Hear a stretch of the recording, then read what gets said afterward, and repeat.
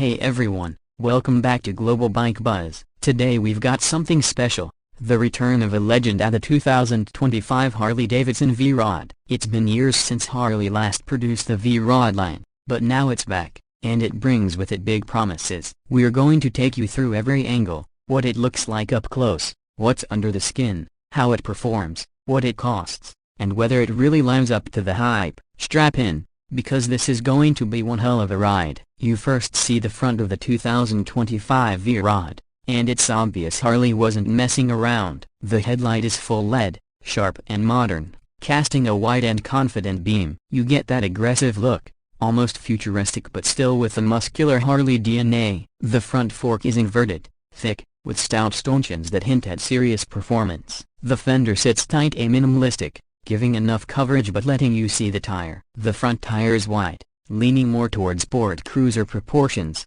giving you a sense this machine isn't just for rolling it's for ripping. The front brakes are massive, likely dual disc with large rotors and multi-piston calipers, so stopping power matches what the engine promises. Even the mirrors are sharply styled, aerodynamically sculpted, adding to that forward lean, predatory stance. From the side, the 2025 V-Rod is jaw-dropping. The lines are low, stretched, with a long wheelbase, giving a lean, stretched silhouette. The tank or wherever they situate the fuel system blends with the body in a way that visually lowers the center of gravity. The exhaust is massive but styled with swirling curves, maybe short but thick, or dual pipes flowing side or down. The engine is exposed partly bolted on but integrated, showing off aluminum, chrome or matte finishes, big cooling fins, possibly some blacked out parts for contrast. The swing arm looks beefy, maybe one-sided or at least rigid, with a rear suspension that is hidden or partially disguised to keep the clean look. The seat is low,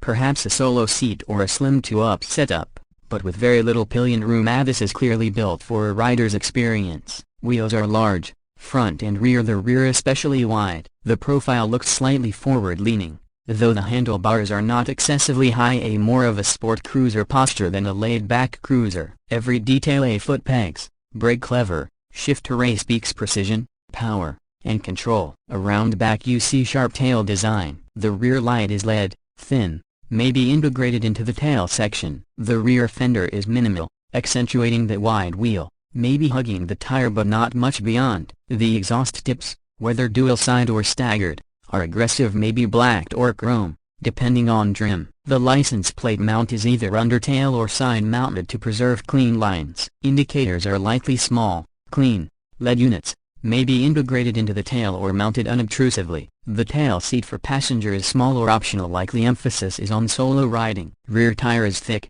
wide, big rubber for grip and presence. The rear suspension linkage or shocks are substantial, damping likely adjustable to match how hard you ride. The underbelly or lower panels may carry heat shields or protective covers, but nothing that distracts from raw muscular look. Now, under that badass exterior lies the heart of it all, the engine. Though Harley hasn't released every spec in perfect detail, at least not publicly in all regions, from what we've gathered the new V-Rod is powered by a high-displacement V-twin, liquid-cooled, designed to extract more power, better torque, and cleaner emissions than previous incarnations. It likely uses dual overhead camshafts, 4 valves per cylinder, modern fuel injection, advanced cooling and exhaust systems. The crankshaft revs higher than classic Harley big twin, so this is no slow cruiser engine. There's likely ride-by-wire throttle, maybe multiple riding modes, sport, rain, cruiser, traction control, ABS, perhaps traction or drag modes. The torque curve is expected to be strong at mid-range horsepower, high enough to push it into sport cruiser, muscle bike territory. Expect plenty of grunt off the line, as well as smooth, grown-up power delivery at higher RPMs. Also expect some Harley signature rumble, but tempered and refined thanks to modern tech. Performance-wise, acceleration is reported to be very impressive for a Harley, 0 to 100 km per hour, or 0 to 60 miles per hour. Times are rumored to be competitive with sport cruisers, putting out torque figures that make highway overtakes effortless. Handling is significantly improved over older V-Rod models. A stiffer frame, better suspension, modern brakes and electronics help keep it planted. Cornering clearance, lean angles better than past Harleys of this size. Braking is strong, likely dual disc front, big calipers, strong bite. Stability at high speed improved, aerodynamic lift reduced, chassis vibration controlled. Fuel economy is likely not cheap, but for what this is, riders accept that still better than older air-cooled big V-twin Harleys, especially on highway rides. Sound, louder, more aggressive at open throttle when cruising, tuned for weight of sound without being oppressive. Exhaust note sculpted. Heat management improved so rider comfort is better. Now price. This is where things always get interesting. Harley tends to position bikes like this at a premium, given the design, tech and brand value. Early reports suggest a starting price in the range of low to mid $20,000 in the US,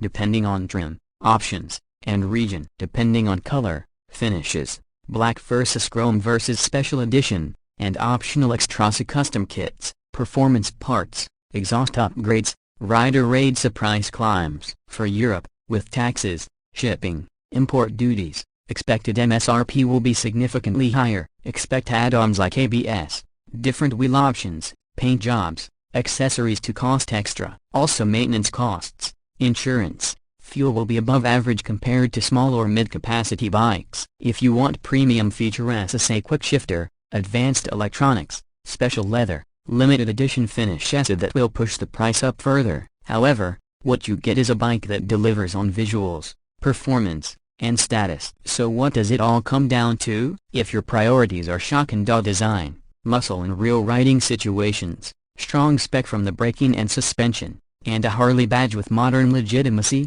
the 2025 V-Rod delivers. It's not for everyone. It's not the most practical for two-up touring. It's not the lightest. Fuel bills will bite, and modifications will cost. But as a statement, and as a bike you want to ride, admire, maybe challenge, it earns its place. For those who love pushing limits and turning heads, this is a motorcycle that does both. Wrapping up, the 2025 Harley-Davidson V-Rod marks a bold return. It bridges Harley's past strength and big cruiser styling with contemporary expectations of performance, tech, and rideability. It has the look, the power, the flair, and it seems ready to compete not just in the Harley world, but among the muscle bikes and performance cruisers out there. If you're watching this and thinking whether to get one, if you can afford it, you'll probably love it. If your priorities are more practicality, cost efficiency or long two-up journeys, there may be bikes better suited, but few will look and sound as good at the lights or ring as true in your heart. Thanks for sticking with us on Global Bike Buzz. If you enjoyed this deep dive into the 2025 V-Rod,